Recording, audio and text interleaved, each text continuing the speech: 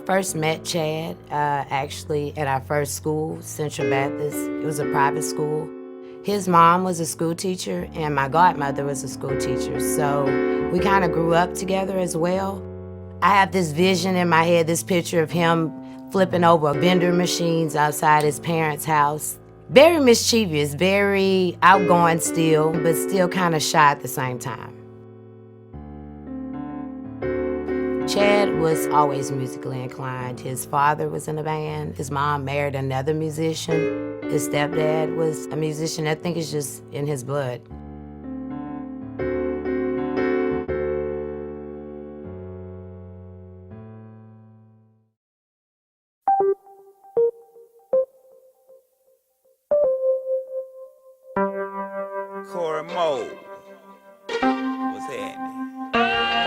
I was in college at Lamar University in Beaumont. My scholarship had ran out, so I was doing a little hustling to pay my way through school.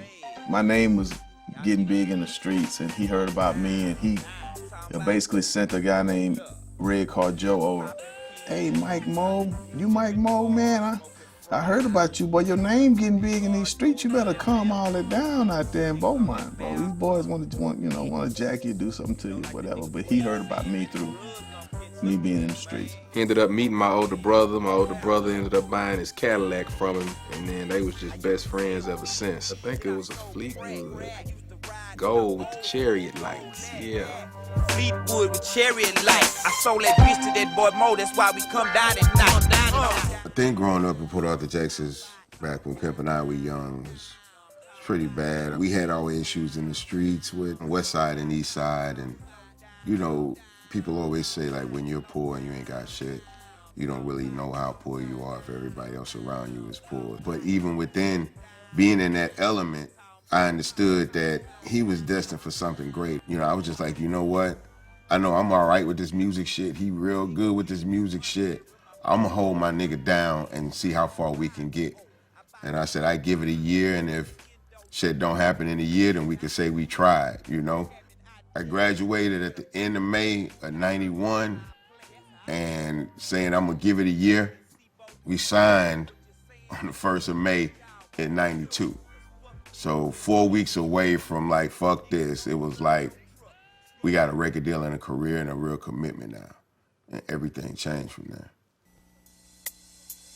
1 with a trigger, 2 with a bat, 3 big brothers, 4 wanna squad with me, so I guess a brother gotta throw. Tell Me Something Good was just classic. It was one of the first records that I heard. I remember there was on a label called Big Time Records, and it was a really hot underground. I remember having the cassette of UGK, and it Tell Me Something Good, man, with the Eyes the Brothers sample was like, man, it was like a beast. Tell me something good.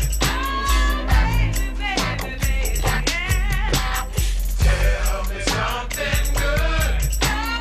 Quite honestly, it was the very first time we'd ever heard anybody get that raw from inside the crew. The first thing I thought, I was like, this dude's music different. The bass hitting and the beats grooving, you know, like the same way we was trying to do at that time.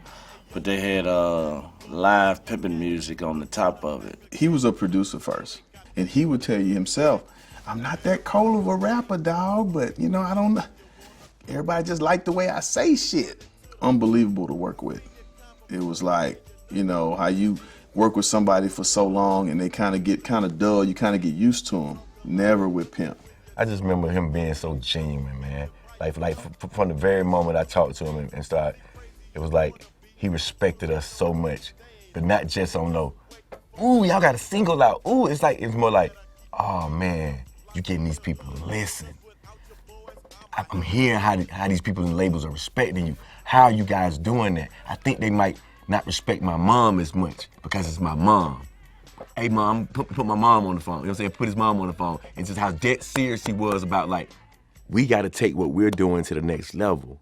I got a girl and she treat me fine, but my homies all think that I'm losing my mind. I'm tripping and I know it cause I'm all nerved up, cause every time I go to sleep I see this big old butt. For many years, Southern contributions to rap music and hip hop had been pretty much overlooked. Like if you weren't from New York making hip hop at the time, then you weren't real and you weren't original. So he was like, they don't want us to be a part of it. Why should we be a part of it, you know? When you come into this thing, you want to be accepted and you want to be admired by your peers, but if they don't even recognize you as a peer, then what's the point of that wanting their admiration anyway? There wasn't really a signature sound coming out of the South, and really what nobody seemed to be looking for a sound coming out of the South, and that what kind of really made them just like, really, let's make these people, you know, hear us. If anybody said anything bad about anybody from the South, Pimp was supposed to tear your ass up. He didn't care if you was an independent artist, unknown, or his best friend. You know, if y'all want to diss us, put y'all shit on one side of the shelf and put mine over here and see who sell the most. Once we start kind of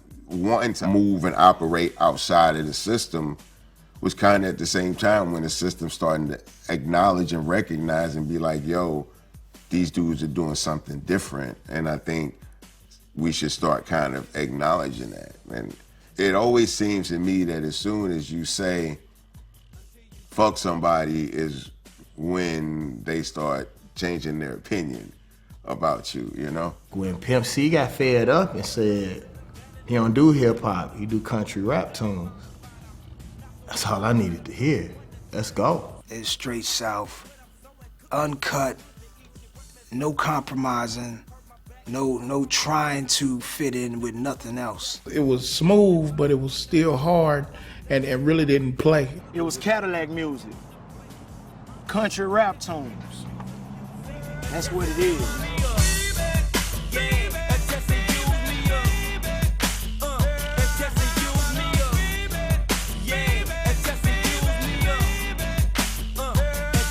I can't stand to buy somebody's record and put it on and hear a negative statement towards people from where I stay. Something negative about down south. Go on and say the name if you feel like it's that important. You need to get it off your chest, because a man can deal with a man. We don't have time to guess who like us and who don't. On a Big Pimpin' record, you know, him and Jay and Bun, his whole style on that. Great raps by those dudes. They players. But when Pimp got on the record, here is the entry to the Pimp. Smoking out, pouring up, keep it lean up in my cup. All my car got leather and wood in my hood, we call it buck. Everybody wanna ball, holla at brawls at the mall. You be up, watching ball, nigga, I can't fuck with y'all. His part is probably the most memorable out of that whole song. Watching Jay-Z perform that record now, he takes the music out and makes the whole crowd say. Y'all know about them Texas boys coming down in candy toys, smoking weed and talking noise. It made Texas bigger in the New York area and the East Coast area, but on the flip side, it made Jay-Z bigger in the South. People were saying that Jay-Z put UGK on. UGK was kings already in the South. A lot of people don't know that Pimp C didn't want to do Big Pimpin'. That's why his verse is only 8 bars. His verse was actually recorded in this studio. It wasn't about, I want to be on the record with the hottest artist in the country right now. I'm UGK. I don't want my fans to think that I'm riding Jay-Z because he's hot right now. You know, Jay-Z reached out to us because he's fans of UGK, and I appreciate that, but I don't want to do a record with Jay-Z and have people take it the wrong way. Man, I was in the studio when we got the record, and he put the beat on, and he's like, man, what the fuck is this shit? What the fuck is this? They gonna send me this garbage can ass motherfucking beat for me to rap on? This is what they gonna send me to rap on with Jay-Z, this bullshit? And he said, man, you know what I'm gonna do? I'm just gonna rap the countryest shit that I can rap on this motherfucker and send it right back to him. And he basically freestyled the verse. Once they did the record, they were supposed to shoot the video. So Pimp had just got this brand new coupe Benz, Lorenzo's, everything on it, gray. Man, I ain't shooting no goddamn video if my motherfucking Benz ain't in it. Until his Benz got to Miami, he wasn't shooting the video for Big Pimpin'. Like, think about that, man. That's one of Hov's biggest records, one of UGK's biggest records and biggest looks. And he was such a stand-up dude for what he believed in and just flying flashy. This man really wasn't doing the damn video if the Benz wasn't out. They had to ship the Benz I think it was in Atlanta, if I'm not mistaken, from Atlanta to Miami. And that man wasn't gonna do the video if his Benz wasn't in it. Goddamn, Pimp. Goddamn. Old Pimp, man. Pimp C always spoke his mind. He was brutally honest. Like when he said it, he meant it. And that's how it came out. If he was joking, he was serious about the joke. If he was talking about his fur, he was serious about what he was saying about his fur. If he was talking about his Benz, he was serious about talking about what he was talking about his Benz. It might have sounded like a joke, but he was seriously telling you the truth about how he felt about something. Even if he was talking shit about you, you still would be like, I love Pimp C, man. He was like a ball of unadulterated street energy. Blazing on the charts and bumped in nightclubs all over the country, UGK, the Port Arthur-born Southern rap group, was on top. Members Bun B and Pimp C recorded a long list of albums. Until 2001, Pimp C, a.k.a. Chad Butler, was arrested and charged with aggravated assault with a deadly weapon. If he would have had the money and he had the access to the money, he probably would have never went to jail, because what he went to jail for, the crime and the time, really didn't fit. But I think at the time, with the media trying to blame everything on the music, he just happened to be one of those guys who got caught up in the system, and the system tried to use him as an example of what we can do to people in music. If we want to do that to you, we can do it. I allowed for the situation to happen where these people could keep me caught up in this system. But out of the system, Pimp C is far from irrelevant. He says he still gets fan mail, radio airplay, and what he calls love from the industry. I got his address in jail, and I started writing him in jail, telling him how much I appreciate him, how much I thanked him. I think that sort of tripped him out, because out of all the people that he knew, like, why is this new young rapper, why is he the one writing me like this when he got the big song on the radio? Pimp used to use the ASR-10, and I knew that it had changed to the drum machines. He didn't know how to use the drum machines. He told me in a letter. So I started taking pictures of the drum machine, and I taught him how to use the MPC by piecing pictures together. And as I would travel around the United States, like at that time, I had that beautiful house that they had on MTV Cribs. I would show him stuff like that. Man, check out this landscape, and this is where I've been. We became friends, like literally, through writing each other.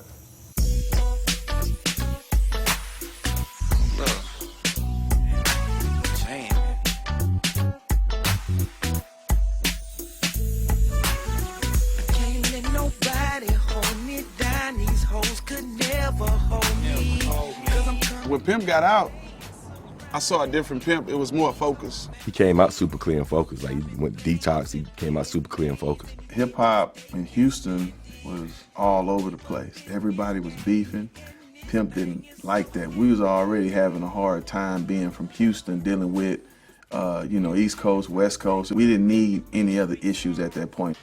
Just to say, you know what jail will do to you, you know what I'm saying? So it ain't that this jail, you can't do nothing in there but unify and try to stay together. The dynamic changes when you go into prison. Those street beefs between little neighborhoods become greater issues of race and organization within inside prison walls. And so his whole thing was like, how mad can we possibly be when everybody got a big, nice house to sleep in and big, nice cars to drive and got money in the bank? And, I've seen people really beefing over, real shit, losing their lives over real shit, on a daily basis. And I come home and everybody eating good and y'all tripping. How is y'all tripping? Pimp had the hindsight to say, let me show you how to get this money. Because that's what they want us to do. They want us to argue and they want us to fight. And while we're arguing, fighting each other, man, they steadily taking our money. Get off the crumb shit, I got a bread truck. And I love the metaphor too. His metaphor is just too funny to me. Love it.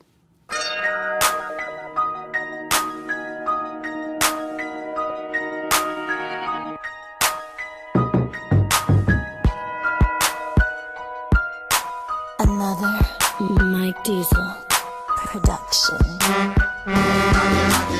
When Pimp C came out with that Knocking Doors Down, I think that really just glued everybody really together to make people just step back and say, man, you know what? Fuck all that, man. You know, we really do need to get together and start making this money, man. He just wanted Paul and Chameleon and Slim and Zero, and he just wanted everybody to get along, man, because he wanted to take everybody on tour. He wanted to do big, stupid Texas tours, man. He wanted to shut the game down. Pimp said, fuck that. I'm gonna bring everything together.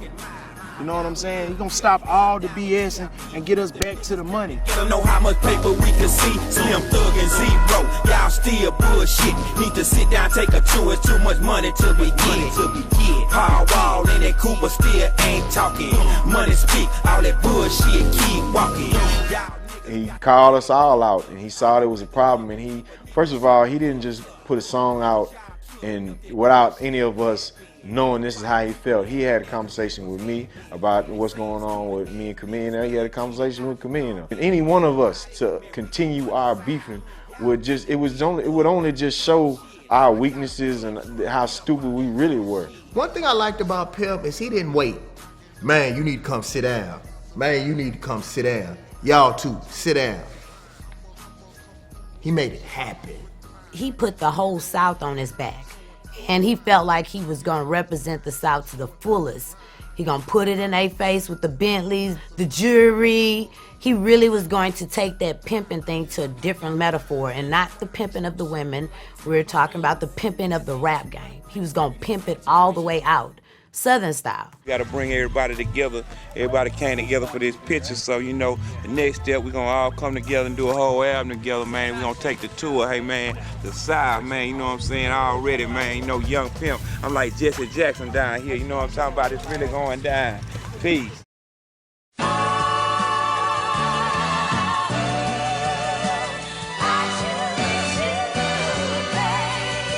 I produced this song called Choose You for Project Pat with the I Choose You sample in it. Pimp called me from prison. He said, Paul, when I get out of jail, I'm coming straight to your house in California. I want you to give me that beat. I don't want you to do nothing extra to it. Even though I did sneak and do some extra stuff to it. He didn't notice it though. I think Bun said, nah, man, that's Project Pat. That shit already came out. They already used that. They were like, so? Finna use it again. And just, you know what I mean? He ain't give a fuck. My fit to choose it, lover, never fuck without a rubber. Never in the seats like it on top of the cover. Money on the dresser, drive a compressor. Top notch hoes get the most, not the lesser. It was his element. He was excited about it. He get to be Pimp C. Now he gonna pull it all out. He gonna put the cars, the mink, the girls, the pimps. He's gonna do us. 1,000 a pop, I'm pulling billions off the lot. I smashed up the gray one, bought me a red. He was in the middle of a video shoot with Mike Jones, and there was like a police chase going on. They actually got caught filming in the middle of the police chase, and the people running from the police who ran into his car. He was just like, I just got the motherfucker, and I just started riding Bentley, and I just started, you know, he hadn't been home very long, and he was just like, you know, I'm not just gonna be waiting like that, so. He just went and bought another one. Baby, you been rolling solo, time to get down with the team. The grass is greener on that other side. If you know what I mean, I show you. I can remember him excited about Bun doing the treatment. And from looking at the treatment and Bun giving him that oof, he like, I'm about to do it like Big Pimpin'. This is I'ma top it now. I got to have the mink coat and the hat. I've never seen him that excited about a video shoot in general. Looking at the people that's in the video, he was surrounded by friends. I think it actually ended up being like a BET Award weekend or something was going on that weekend. And the more people found out it was going on, the more people started coming to the video and popping up. So like, David Banner wasn't supposed to be in the video. David Banner just popped up, and next thing you know, he's sitting next to me in my solo shot. You know, it was beautiful. T-Pain wasn't supposed to be in the video. He just showed up. Next thing you know, he's directing the choir in the video. It's still, to me, one of the best video experiences, not just being a part of, but also being at, because we were all there. And there's a Grammy of the Year in that group. There's an Oscars in that group. You know what I'm saying? It's a very elite class.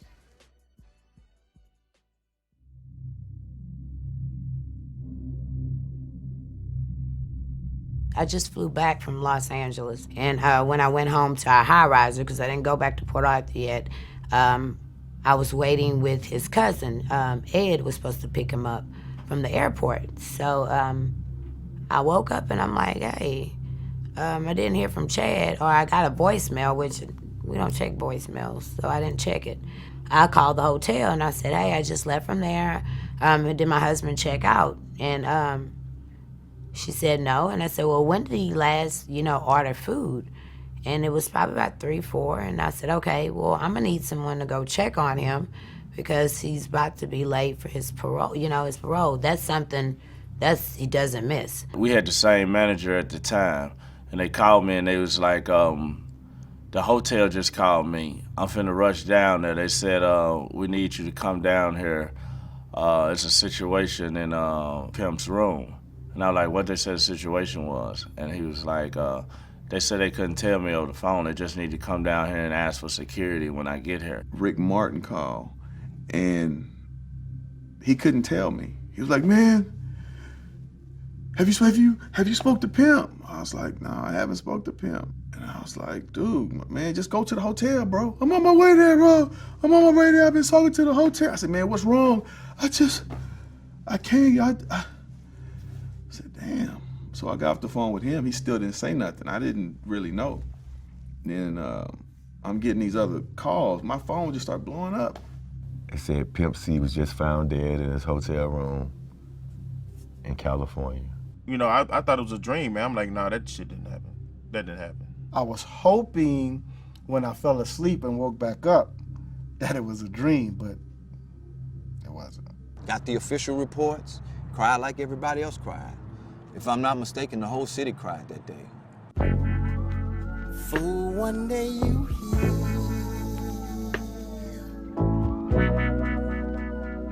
and then you're gone.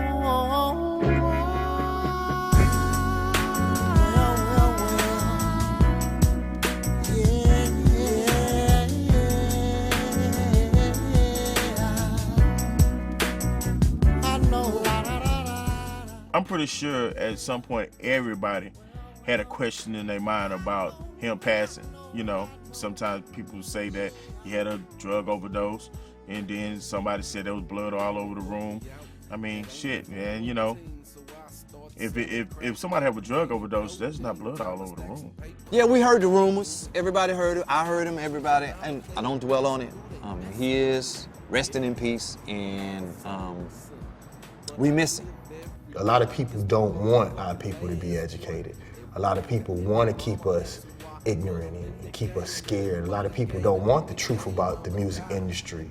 Because Pimp said some stuff that everybody knew, but nobody was talking about.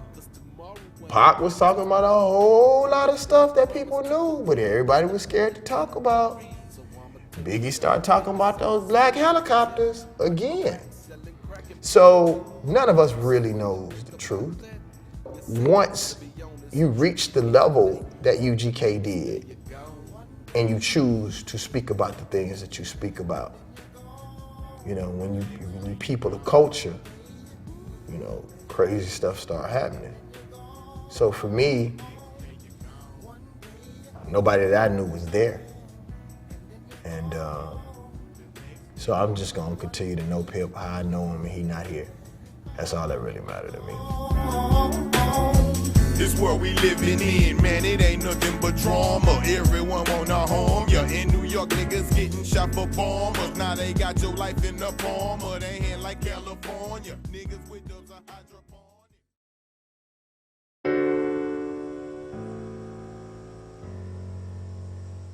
When you lose someone like Pimp C, you lose a cultural bulletproof vest.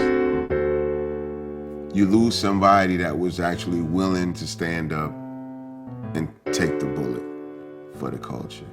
That was willing to be honest and say the things that maybe people were afraid to say or that people didn't want to hear. And if judgment comes from that or retribution comes from that, then so be it, but somebody had to say it. And that's what's happening now, is there's a lot of people shooting slugs back and forth, and it's unjustified and it's unprotected.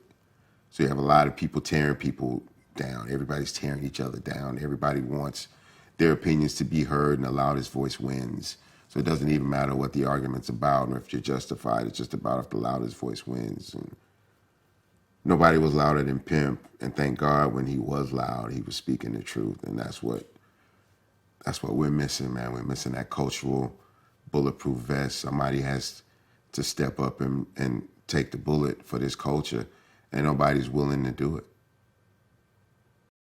Y'all make sure that y'all go home tonight, pray, and thank God that y'all still here and y'all able to represent with me. I'm telling you, one more time, 'cause I see Will over there, Willie D, you know what I'm talking about. It's UGK for life. Smoke some, bitch. We lost that real person that represented the South, you know what I mean? He never was a politician. He always spoke what he felt in his heart and he felt what was right. That big brother that loved you, that would tell you when you're doing wrong, tell you if he's wrong about something. He was one of them ones. He was a real pioneer. And whoever don't think so, fuck you in your ass. Same way Pimp was said, biatch. You know what I'm talking about? Long live the pimp, yeah. Long live the motherfucking pimp, bro. Long live the pimp. Smoke some, bitch. R.I.P. Pimp C. Long live the pimp. Long live the pimp.